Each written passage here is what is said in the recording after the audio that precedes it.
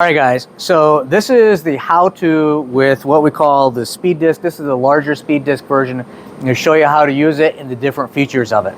So the first thing that I always recommend is that you take off any old teeth that are on your blade. So what we'll do is I like to use this kind of corner edge right here to remove the teeth. After we remove the teeth, then we'll go ahead and put new teeth on. So let me show you how I do that real quick. I'm going to turn the vacuum on. This has a vacuum port. It'll accept most cordless vacuum tubes.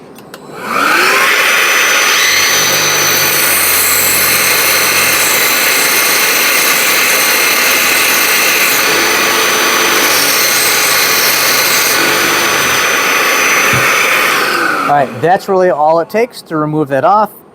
And sometimes you might get a little bit of a rounded edge on there. It really doesn't make much of a difference. So what we're going to do is, anytime we sharpen, we do this in 2 plunges because it's sharpening one side of the teeth like you would a knife, this side, and then we're going to form this side, and that's what makes that sharp peak that forms the teeth. Okay, let's go ahead and do that now.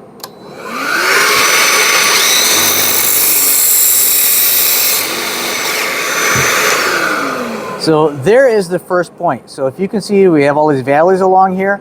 This top flat part, that's what we're going to line up with the peaks on this disc. All right, let's go ahead and make that now.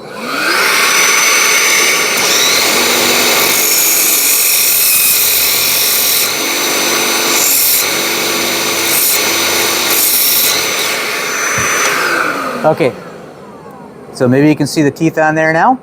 Now here's a couple of quick pointers on this. If you start to make these teeth and it looks like some are going to be much taller or smaller than the one next to it, the best way to handle that is start pushing it to this one side or the other a little bit, and that'll help kind of reduce the size of the tooth next to it and makes more uniform teeth on it. Also, make sure that you're firmly pressing this against it. Don't tilt it in here. Just keep it nice and flat against there. That's all you really need to do, and with just like a minute's worth of practice, you'll be fine. Now, if you get one side of this, I'm going to point this out. I don't know if you can see it on here, but the teeth aren't quite as pronounced right here. So if that happens to be the case, you can come back in and you can just press more on that one side. And then that'll form those teeth, or again, you can kind of push to the side a little bit like that. So really easy, super fast. Now also, there's a raised edge along here that's actually the same angle as these.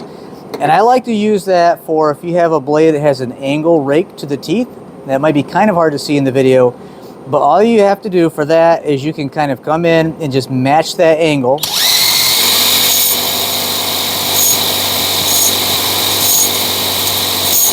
And just bump it, just like that. Don't push very hard, nice light kind of plunges in there. Also, the bimetal, I like to use this with a bimetal too. Just come in here and bump, bump, bump, bump, bump along the whole thing. Real light, that way you can maximize that thin strip of bimetal that's on those blades.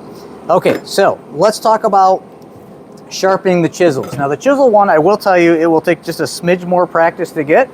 What we're going to do is we're going to find the angle on here,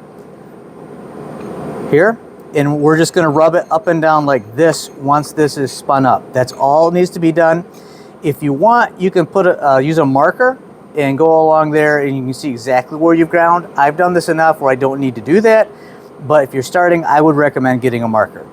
So we might have to have you switch around to the other side right here. This is kind of awkward with the camera right there, but we'll see if we can get this done.